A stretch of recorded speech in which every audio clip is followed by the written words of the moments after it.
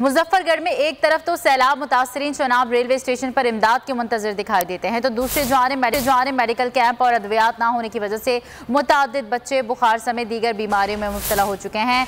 क्या सूरत हाल है, बताएंगे हमारे नुमाइंदे राव कामरान।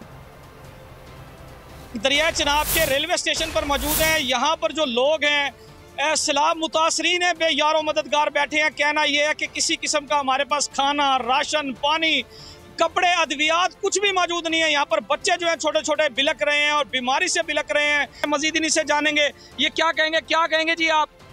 तो कोई चीज ही नहीं देते, ना दे निके निके बच्चे वे नो बुखार को लो मर गया था। आप बुखार ना लाए, ना कोई कपड़ा पावन दाए, ना कोई चर।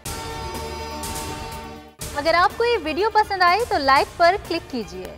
पाइए ना कोई राशन पानी मिलते, कई चीज ना कई तंबू नीचे ने कोई ये झूपड़िया लाते बैठे हैं। ये तकरीबन दर्जनों की तादाद में यहाँ पर लाइन पर बैठे हुए हैं।